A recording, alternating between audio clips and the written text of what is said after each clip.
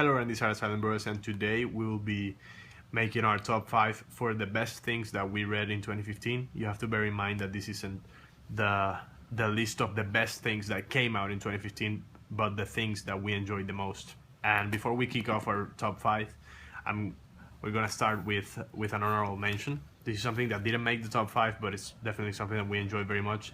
It's East of West, the year 1, published by Image and done by Hickman and Dragora. This is a sci-fi dystopian western, and it's amazing. We follow the story of our main character, which is called referred to as Death. He's one of the 4 riders of the apocalypse, and we follow him in a dystopian western world, which has sci-fi elements, and it's just amazing. The combination of all those genres really make for a very interesting tale of adventure that we enjoyed very much. It has phenomenal characters and phenomenal storytelling. And a really nice detail to his book is, of course, the art, which is beautiful, and it's something that you can see a lot in Image comics in general. They have great art published all the time, and a really nice detail that they added was that they have these little maps at the end, which have some information on the regions that take place in this dystopian United States that we're seeing in the story as it unfolds. So definitely check it out if you can. Didn't make the top 5, but it's a great book anyway.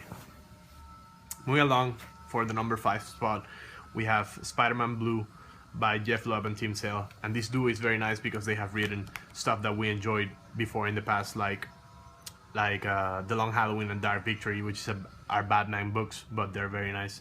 And in this book, we follow Peter Parker, who's feeling very blue, very melancholic, on a Valentine's Day, and he's talking to a recorder. To a tape recorder. He's talking about how he met Gwen Stacy, and he's talking to Gwen, who already died at this point, and he's talking about how he met Mary Jane and why he picked one over the other, and etc. etc. And we see the art by Tim Sale, which is just amazing. His style is just has that something that I don't know what it is, that is just very cool, very cool. So if you get the chance, it's a 6-issue comic, very short, but definitely worth a look if you come across it. Coming on number 4, we have The Incal by Alejandro Jodorowsky and Moebius, which is a book that we sort of did a shout out on it before, since it's something that is not very known because it's from humanoids. If you know your comics, you probably have heard of it, but it's very nice. It's a sci-fi story about our main character who finds the Incal, which is a magical stone, and we follow his adventures through planets, and we see great storytelling, great characters, and it's definitely something different as it is from Humanoids, which is a European publisher. It's not the same as the American style of doing this kind of thing. So definitely, if you get the chance, or if you've never heard of it, or if you've only read American comics, you should definitely check this out, which is something different. And if you want to know more about this book, we have, like I said, a video on it, so check it out.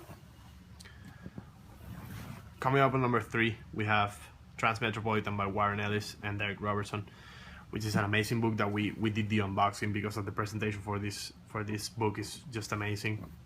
You can see the box is very nice, and in this one we follow Spider Jerusalem's story.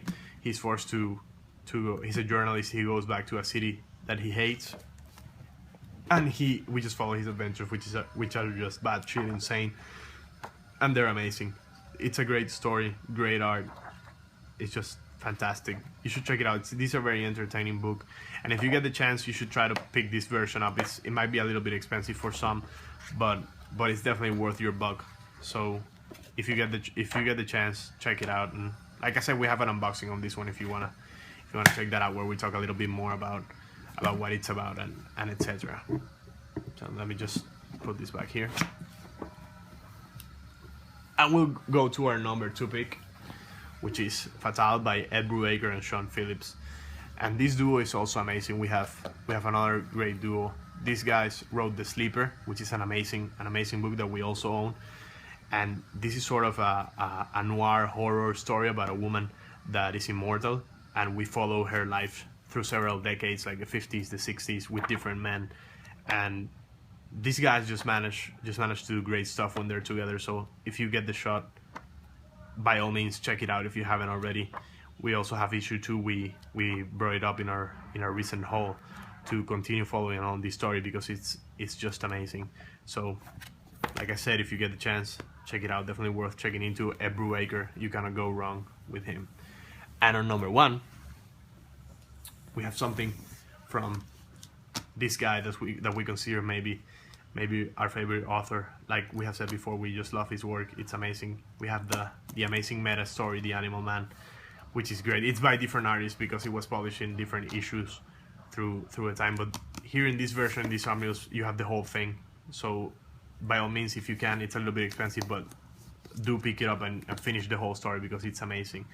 You have Buddy, which is the Animal Man. Maybe you have seen it in other comics, and it's just a very meta story about comic book characters who are washed out and the author writing them, and it's just something that's out of the box for sure, and it's the one we enjoyed the most. It's a very long read, so you have time enjoying it, but it touches topics that you didn't think you would touch on a comic book before.